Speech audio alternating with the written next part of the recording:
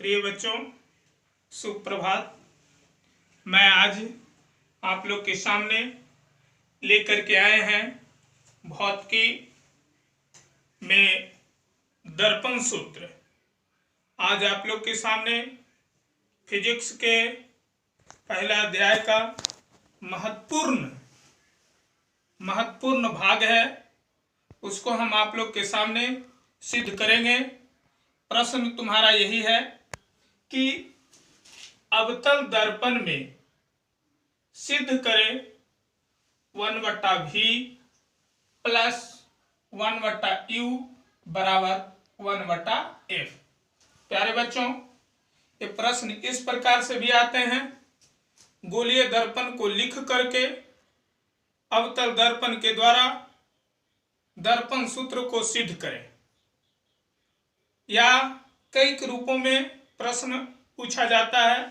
तो आओ अब हम लोग यह अवतल दर्पण के द्वारा हम सिद्ध करें 1/v प्लस 1/u बराबर 1/f। इसके लिए प्यारे बच्चों, हम को सिद्ध करना है अवतल दर्पण। कौन दर्पण के द्वारा बच्चों? तो सिद्ध करना है हम लोग को अवतल दर्पण। तो इसके लिए हम लोग को बनाना पड़ेगा दर्पण में अवतल दर्पण। तो देख ले, यहां पे हम एक दर्पण बनाए हैं। इस दर्पण का नाम है MN। इस दर्पण को बाहर से पॉलिश रजतित कर दिया गया है, और जैसे बाहर से जब रजतित की कर दिया गया तो यही बन गया अवतल दर्पण, जिसका नाम दे दिया गया M और N। अवतल दर्पण में एक खींचे है प्रधान अक्ष। यह है अवतल दर्पण का प्रधान अक्ष। यह हो गया अवतल दर्पण का ध्रुव। अवतल दर्पण के सामने प्रधान अक्ष पर हम OA एक वस्तु रखें। प्यारे बच्चों, आप लोग जानते हैं कि प्रकाश की किरणें निकलती है वस्तु से। वस्तु से दो तरह की किरणें निकलती है। एक किरणें प्रधान अक्ष के समानांतर जाती है, और दूसरा किरणें है जो वक्रता केंद्र से होकर आती है। तो यहाँ पे ध्यान देंगे, OA वस्तु है। ये वस्तु से प्रकाश की किरणें निकली है। देखो, ये किरणें जा रही है, चली गई। कौन दर्पण पर गई? अवतल दर्पण पर गई। अवतल दर्पण प्रकाश की किरणें को कर देता है परावर्तन, और परावर्तन हो करके यह मुख्य फोकस F से होते हुए आगे की ओर चली जाती है। उसके बाद दूसरा किरणें वही वस्तु से निकलती है जो वक्रता केंद्र C से होकर जाती है। देख लेंगे, ये किरणें निकल रही है और वक्रता केंद्र C से होकर के आगे की ओर चली जाती है। प्यारे बच्चे, जाने कि जब कोई किरणें वक्रता केंद्र से होकर जाती है, वक्रता केंद्र से होकर के जाती है, तो वो परावर्तन के बाद अपने ही पथ पर अर्थात वक्रता केंद्र से ही लौट आती है। यहां से किरणें रिटर्न हो रही है, लौट रही है। लौटने के क्रम में ये परावर्तित किरणें, और ये परावर्तित किरणें यहाँ पे B बिंदु पर काट देती है। और जहां पे कोई वस्तु किसी बिंदु को काट देती है, वहीं पे उस वस्तु का बनता है प्रतिबिंब। ये देखो, इस वस्तु का हो गया प्रतिबिंब, जिसका नाम दे दिया गया I। ये है दर्पण का ध्रुव P। ये हो गए मुख्य फोकस F। ये हो गए वक्रता केंद्र C, और ये हो गया वक्रता केंद्र वक्रता केंद्र के बाद जिसको हम बोलते हैं अनंत। प्यारे बच्चों, दर्पण में जितने सारी दूरियां होती है वो सारे के सारे दर्पण के ध्रुव P से मापी जाती है। यहां से देख लेंगे P के सामने वाली ये भाग सारे P हो गए। यहां पे देख लेंगे ये OA वस्तु है, ये दर्पण का ध्रुव है, ये ध्रुव से देख लेंगे O जो कि वस्तु है। P से हम लोग गए हैं O, यही होल है PO वस्तु की दूरी। P से गए हैं F, तो ये हो गया PF फोकस दूरी F। P से गए हैं I, तो यही है PI प्रतिबिंब की दूरी माइनस V। P से गए हैं C के सामने देखेंगे यही है PC वक्रता त्रिज्या जिसको बोलते हैं 2f। अब देखोगे इस चित्र में तो देखने से पता चल रहा है कि F है माइनस में, U है माइनस में, V है माइनस में, 2f है माइनस में। तो ये क्यों है?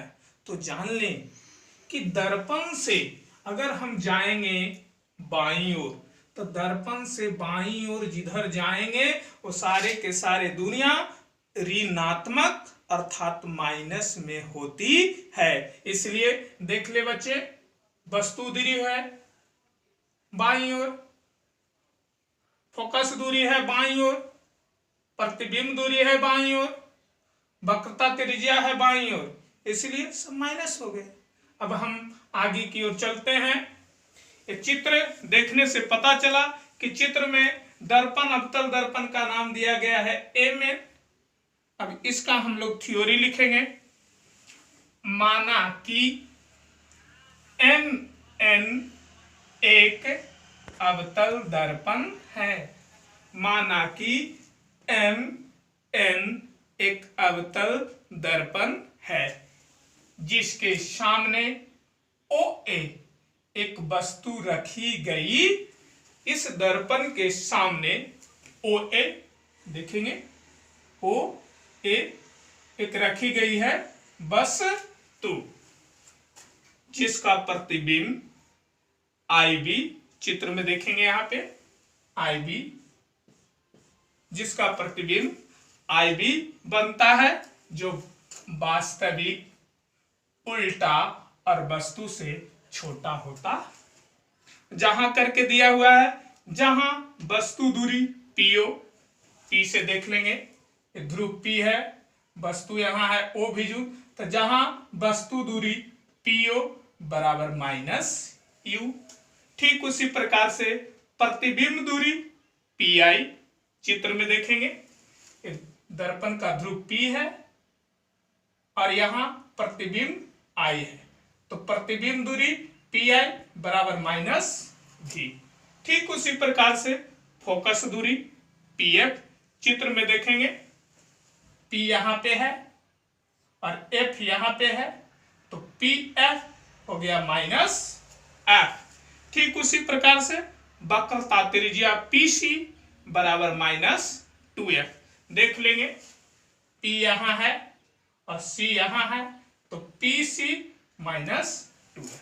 अब हम लोग सिद्ध करने की प्रक्रिया का अगला चरण में आगे की ओर बढ़ते हैं। यहां ध्यान देंगे, गौर करेंगे बच्चे, मार्कर जिस पर हम ले जाते हैं उस मार्कर को आप लोग देखिएगा कि किस फिगर का निर्माण होता है। चलो देखेंगे, ऐसे ऊपर गया, ऐसे इस तरह से नीचे आए, तो यहां पे देख लेंगे बच्चे एक डमरू का निर्माण हो गया ना, डमरू के जैसा रूप धारण किया। तो ये डमरू को देखो, दोनों भाग को जब हम अलग करते हैं तो देखा जाता है कि एक त्रिभुज बनता है प्रधान अक्ष के ऊपर और एक त्रिभुज बना प्रधान अक्ष के नीचे। और दोनों त्रिभुज में देख रहे हैं कि यहाँ पे इस त्रिभुज में प्रधान अक्ष के ऊपर जो त्रिभुज बना इसमें 90 डिग्री के कोण बने हुए हैं और प्रधान अक्ष के नीचे भी बना, इसमें भी 90 डिग्री का एंगल बने हुए हैं। इससे साफ जाहिर होता है कि दोनों जो त्रिभुज हैं वो समकोण है, समकोण त्रिभुज है। इससे पता चला जब हम दोनों त्रिभुज में चलेंगे, एक त्रिभुज का नाम हो गया AOC। अब दोनों त्रिभुज में चलते हैं, चूंकि त्रिभुज AOC चित्र में देखेंगे AOC ये वाला त्रिभुज, और त्रिभुज BIC इसमें देखेंगे BIC ये त्रिभुज दोनों हैं समरूप। समरूप कहने का अर्थ है कि ये भी त्रिभुज समकोण बना और वो भी त्रिभुज समकोण बना, इसमें भी एक कोण 90 डिग्री, उसमें भी एक कोण 90 डिग्री, तो दोनों त्रिभुज इस प्रकार से हो गए समरूप। और प्यारे बच्चों जाने कि जब दो त्रिभुज समरूप होते हैं तो उनके संगत भुजा अनुपात में होते हैं। अनुपात कहने का अर्थ हुआ उनके संगत भुजा बटा में होते हैं। तो आओ हम लोग उनके संगत भुजा को बटा में करें। इसलिए पहला त्रिभुज की लंब भुजा खड़ा वाला भुजा जिसका नाम है OA, और दूसरा भुजा के खड़ा वाला भुजा दूसरा त्रिभुज का जिसका नाम है IB, तो हो गया OA बटा IB। दूसरा त्रिभुज के पड़ा वाला भुजा OC, और ये त्रिभुज का पड़ा वाला भुजा हो गया CI, तो यहाँ पे हो गए OC बटा CI। समझ में आ गया ना? फिर से एक बार गौर करेंगे। पहला त्रिभुज को खड़ा वाला भुजा OA, तो इसका दूसरा त्रिभुज के खड़ा वाला भुजा IB, तो हो गया OA बटा IB।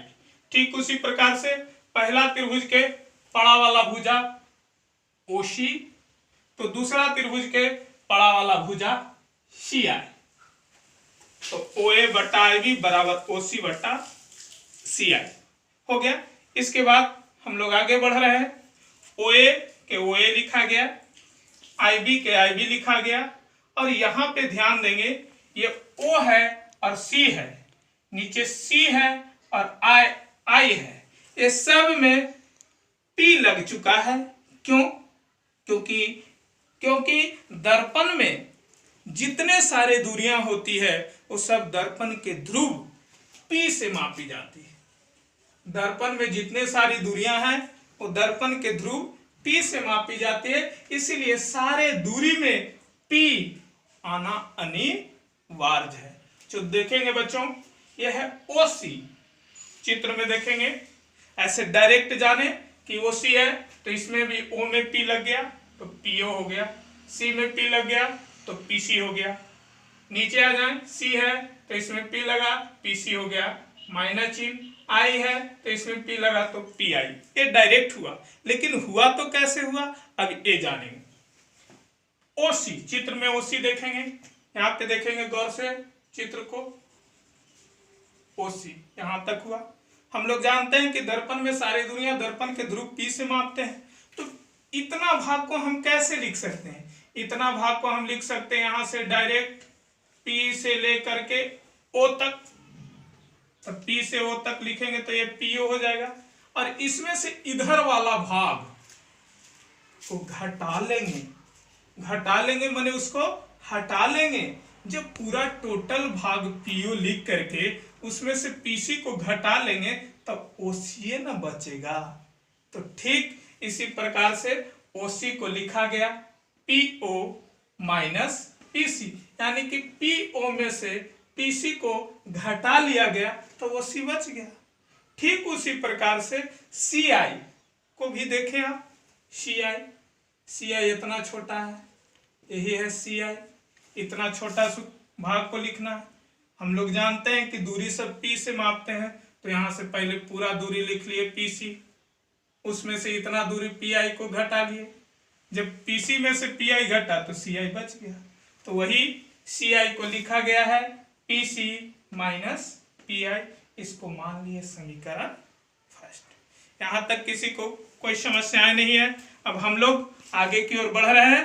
ठीक जिस प्रकार से प्रधान अक्ष के एक ऊपर और एक प्रधान अक्ष के नीचे त्रिभुज बना, ठीक उसी प्रकार से दर्पण में देखोगे तो दो और त्रिभुज बने हुए हैं। तो आओ अब हम लोग वो दोनों त्रिभुज को देखें। तो यहाँ पे देखेंगे वो त्रिभुज को आप लोग को दिखा रहे हैं, ये देखेंगे यहाँ पे ऐसे देखें, प्रधान अक्ष हो गया, ये प्रधान अक्ष पर ऐसे खड़ा है, ये यहाँ नीचे खड़ा है, इस रूप से देखें, ऐसे ऐसे, और यहाँ ऐसे ऐसे ऐसे ऐसे। देखो इसमें भी देख रहे हैं चित्र को, डमरू का रूप धारण हो गया ना।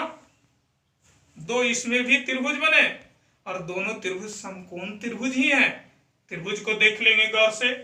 ये त्रिभुज का नाम है डी ई, और यहाँ पे है एफ। एक त्रिभुज हो गया जिसका नाम है डी ई एफ, जो प्रधान अक्ष के ऊपर है, और एक त्रिभुज है जो प्रधान अक्ष के नीचे है। उस त्रिभुज को फिगर देख लेंगे। यहाँ पे बी, यहाँ पे आई है, और यहाँ पे एफ है, तो ये त्रिभुज का नाम है बी आई एफ। तो ये दोनों त्रिभुज समकोण है, इसलिए दोनों त्रिभुज भी होंगे समरूप।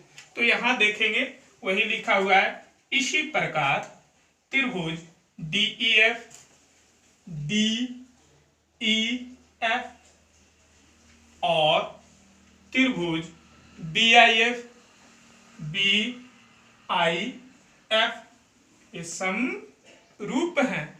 और जानते हैं कि जब दो त्रिभुज समरूप होते हैं तो उनके संगत भुजा अनुपात में, यानी कि बटा में होती, तो इनके संगत भुजा को अनुपात में कर दिया जाता है। तो पहला में देखो खड़ा वाला भुजा डी, दूसरा त्रिभुज में खड़ा वाला भुजा यानी कि लंब भुजा आई बी, तो हो गया डी ई बटा आई बी। ठीक, उसमें अब पड़ा वाला भुजा को देखते हैं। इसमें पड़ा वाला भुजा ई एफ, तो इसमें पड़ा वाला भुजा आई एफ, तो हो गया ई एफ बटा आई एफ। इसके बाद हम लोग जानते हैं कि दर्पण में सभी दूरियां दर्पण के ध्रुव P से मापा जाता है, तो सब में P आना अनिवार्य है। लेकिन देखा जा रहा है कि अभी तो फिलहाल किसी में P नहीं है, तो हम लोग P लाने की कोशिश करेंगे। और देखो प्यारे बच्चों, फिगर को देखो, ये समांतर रेखा और ये समांतर रेखा दिखलाई पड़ रहा है कि नहीं पड़ रहा है? तुम लोग जानते हो कि दो समांतर रेखा की बीच की दूरियां आपस में हमेशा बराबर होती है। तो यहां पे देख लें OA, और यहां पे देख लें DE। रेखा को देखें, दो समांतर रेखा के बीच में आ रहे हैं कि नहीं आ रहे हैं? हम लोग जानते हैं कि समांतर रेखा के बीच की दूरियां आपस में बराबर होती, इसलिए OA और DE आपस में बराबर हो गए। OA के जगह पर DE लिख सकते हैं और DE के जगह पर OA भी लिख सकते हैं। तो यहां पे देख लेंगे, ये लिखा हुआ है DE, लेकिन ये DE के जगह पर लिख दिया गया OA। क्यों लिख दिया गया? यहाँ पे हिंट दिया गया है DE बराबर OA। काहे बराबर है? तो लिखा हुआ है समांतर रेखा के बीच की दूरी बराबर होती, इसलिए DE के जगह पर OA लिखा गया। इसके बाद नीचे IB, तो IB लिखा हुआ है, बराबर तो बराबर दिया गया है। EF, तो EF लिखा हुआ है। IF को जरा गौर करना है, IF को गौर करना है। फिगर देखेंगे, IF यहाँ पे थोड़ा सुख है, इतना है IF। हम लोग जानते हैं कि सब दूरियां P से मापी जानी चाहिए, तो देखो चलते हैं P से I, इसमें से घटा देंगे P से F। जैसे P में PI में PF घटेगा तो IF बच जाएगा। तो देख लो, IF को लिखे हैं PI माइनस PF, यानी कि I में P लग गया PIF में P लग गया PF। लगा कैसे? वो जानकारी हो गई वहां से। इसके बाद अब हम देख रहे हैं कि इसमें तो पी आई आ गया, पी आइल है, इसमें भी पी आइल है, लेकिन इसमें पी नहीं है। तो हम अब इसमें पी लाने का प्रयास करेंगे। यहां लिखा हुआ है ई एफ, चित्र में देखो ई एफ को, ई एफ यहां से यहां तक है ई एफ। हम लोग जानते हैं कि दर्पण में सब दूरियां पी से मापते हैं, है ना। अब आगे देखते हैं, यहां पे लिखा हुआ है बिंदु ई, बिंदु पी के अति निकट है। चित्र देख लो, ये जो ई तुम देख रहे हो, ई बिंदु ई देख रहे हो, सो कह रहा पी के, पी यहां पे है, एकदम अति निकट है। कहने का अर्थ हुआ कि बिंदुआ ई है जो एकदम पी पर है, ई के जगह पर है पी, यानी कि ई है जो एकदम पी पर है। जब पी पर है ई तो ई बन गया पी, यानी कि यहां पे लिखा हुआ बिंदु ई बिंदु पी के अति निकट है। अति निकट होने के कारण ओए के ओए लिखाइल है, आईबी के आईबी लिखाइल है, और यहाँ ई एकदम है केकरा पर, पी पर, तो ई बन गया पी। तो पहले ई एफ था, अब बन गया पी एफ, और नीचे पी आई के पी आई, पी एफ के पी एफ, इसको मान लिया गया समीकरण सेकंड। हिंट दे दिया गया है बच्चों, ई एफ बराबर पी एफ, लगभग दोनों आपस में बराबर है, इसलिए ई एफ के जगह पर पी एफ आ गया। अब हम लोग को मिल गया समीकरण फर्स्ट और मिल गया समीकरण सेकंड। अब हम दोनों समीकरण से चले हैं समीकरण फर्स्ट और समीकरण सेकंड से। फर्स्ट और सेकंड में चले तो देखा गया कि फर्स्ट का एल एच एस ओ ए बटा आई बी है, और समीकरण का सेकंड का एल एच एस ओ ए बटा आई बी है, यानी कि दोनों का एल एच एस है जो बराबर है। और आप लोग जानते हैं कि जब दो समीकरण में एल एच एस बराबर है तो उसका आर एच एस भी बराबर होता है, तो इनके हम आर एच एस को बराबर कर देते हैं। अब देख ले समीकरण फर्स्ट का आर एच एस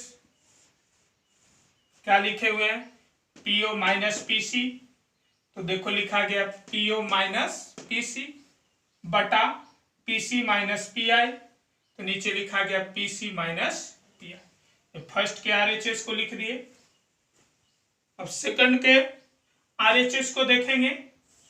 सेकंड के आरएचएस है पीएफ बटा पीआई माइनस पीएफ, तो देखो यहाँ पे वही चीज लिखा हुआ है पीएफ बटा पीआई माइनस पीएफ। ये क्यों हुआ, तो देखा गया समीकरण फर्स्ट का एलएचएस बराबर था, तो समीकरण सेकंड का आरएचएस बराबर हो गया। बराबर हो गया तो दोनों को लिख दिए। लिख देने के बाद सबका मान ऊपर जहां करके दिया हुआ है और चित्र में भी दिया हुआ है। देख लेते हैं पीओ, पीओ यहां पे देखेंगे गौर से, पीओ था वस्तु दूरी माइनस यू, पीओ का वैल्यू माइनस यू, चित्र में भी देख लेंगे पी यहां पे है, ओ यहां पे है, पीओ का वैल्यू माइनस यू, तो पीओ का वैल्यू माइनस यू दे दिए, चिन्ह है माइनस तो लिख दिए माइनस। और ठीक उसी प्रकार से पीसी, चित्र में देखेंगे पी यहां पे है और सी यहां पे है, पीसी का वैल्यू दिया हुआ है -12, यहां भी दिया हुआ है पीसी का वैल्यू -12, यहां लिखा गया पीसी का वैल्यू -12। ठीक उसी प्रकार से नीचे पीसी का वैल्यू -12, चिन्ह माइनस दिया हुआ है लिख दिए, पीआई का वैल्यू -v, बराबर है बराबर दे दिया गया, पीएफ का वैल्यू -f, पीआई का वैल्यू -v, माइनस है माइनस दे दिया गया, पीएफ का वैल्यू -f।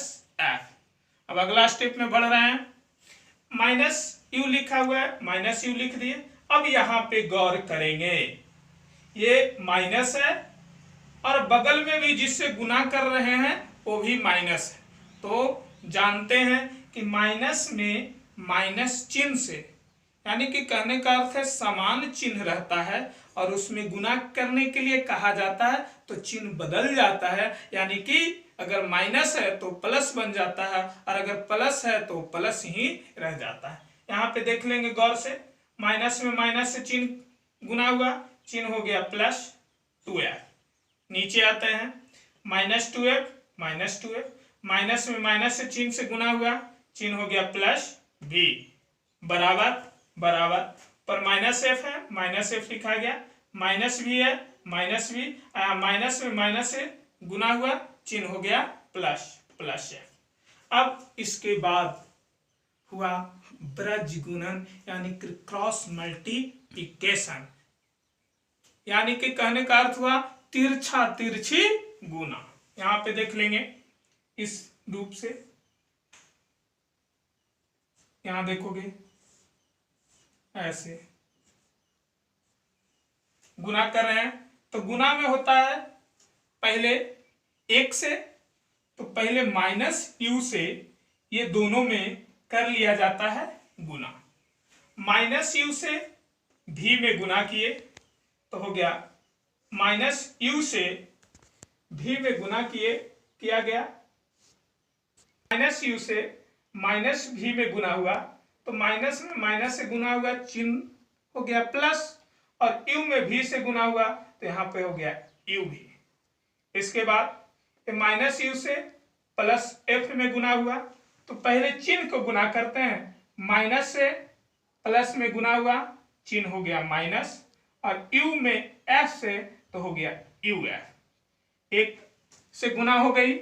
इसके बाद अब गुना होगा प्लस 2f से, प्लस 2f में माइनस भी से गुना हुआ तो हो गया प्लस में माइनस से गुना हुआ, चिन्ह हो गया माइनस, 2f में भी से तो हो गया 2f भी। इसके बाद 2f में प्लस f से गुना हुआ तो हो गया 2f स्क्वायर। अब बच गए इधर, इसमें इससे गुना होंगे, यानी कि माइनस एफ से ये दोनों में गुना होंगे। अब दोनों में गुना करते हैं, माइनस एफ से माइनस 2f में गुना किए तो माइनस माइनस चिन्ह हो गया प्लस, 2f में f से गुना हुआ तो यहाँ पे हो गया 2f स्क्वायर। अब इसके बाद माइनस एफ में प्लस भी से गुना हुआ तो माइनस में प्लस से चिन्ह हो गया माइनस, एफ में भी से तो हो गया एफ भी। इसके बाद आगे बढ़ते हैं, अगला स्टेप में हम 2f स्क्वायर जो बराबर के उस तरफ है इसको लाए हैं बराबर के इस तरफ, और इधर से जो माइनस 2f भी है इसको ले गए हैं बराबर के उस तरफ। आप लोग जानते हैं कि जब कोई बराबर के इस तरफ से उस तरफ आता है तो चिन्ह उसका बदल जाता है। तो देख ले बच्चे, यू भी लिखा गया, माइनस यू एफ तो माइनस यू एफ है, माइनस 2f भी ये तो गया है बराबर के उस तरफ तो माइनस 2f भी इधर माइनस में था, उधर देखो गया है 2f भी तो हो गया है प्लस में। इसके बाद 2f स्क्वायर तो 2f स्क्वायर, और उस तरफ से 2f स्क्वायर प्लस में था, ये आया है बराबर के इस तरफ तो हो गया माइनस में। इसके बाद ये 2f स्क्वायर प्लस में है और ये 2f स्क्वायर माइनस में है तो 2f स्क्वायर से 2f स्क्वायर हो गया कैंसिल। अब इसके बाद अगला स्टेप में यू भी माइनस यू एफ तो माइनस यू एफ, और बराबर के उस तरफ गए तो 2f भी प्लस में था, उसमें से एक f भी घट गया तो केवल एक f भी बच गया प्लस में। अब हमको देखना है कि सिद्ध करके लाना क्या है, तो सिद्ध करके लाना है हम लोग को 1/v प्लस 1/u बराबर 1/f। तो इसको लाने के लिए हम दोनों तरफ कहने का अर्थ हुआ बराबर के इस तरफ भी और बराबर के उस तरफ भी हम भाग देते हैं दोनों तरफ, u भी f से भाग देने पर। अब इसमें बच्चे u भी f से भाग देते हैं। चलो भाग देने की प्रक्रिया शुरू करते हैं।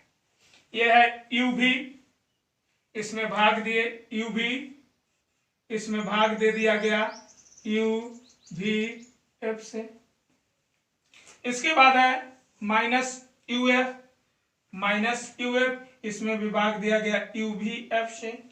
बराबर है, बराबर दे दिए, f भी है, f भी लिख दिए, इसमें भी भाग दिया गया u भी f से। जैसे भाग दिए तो देखो u से u क्या हो गया, कैंसिल, v से v क्या हो गया, कैंसिल। कितने बार में, तो 1 बार में। उधर देख ले, u से u क्या हो गया, कैंसिल, f से f क्या हो गया, कैंसिल। कितने बार में, 1 बार में। f से f हो गया कैंसिल, v से v हो गया कैंसिल। कितने बार में, 1 बार में। तो ऊपर बच गया 1 और नीचे बच गया f, माइनस तो माइनस, ऊपर बच गया 1 और नीचे बच गया v, बराबर तो बराबर, ऊपर बच गया 1 और नीचे बच गया u। तो इस प्रकार से अवतल दर्पण के द्वारा दर्पण सूत्र 1/f, इसको ले गए बराबर के उस तरफ तो चिन्ह प्लस हो गया। इस प्रकार से सिद्ध हो करके आया 1/f बराबर 1/v प्लस 1/u। इसी को बोलते हैं मिरर फार्मूला, दर्पण सूत्र, जो कि अवतल दर्पण के द्वारा इस सूत्र सिद्ध हो करके आ गया। किसी को भरसक समस्याएं नहीं होनी चाहिए। आज का वीडियो बस इसी समय तक। अगर प्यारे बच्चों ये वीडियो अच्छा लगे तो लाइक, सब्सक्राइब और शेयर करना ना भूलें। धन्यवाद।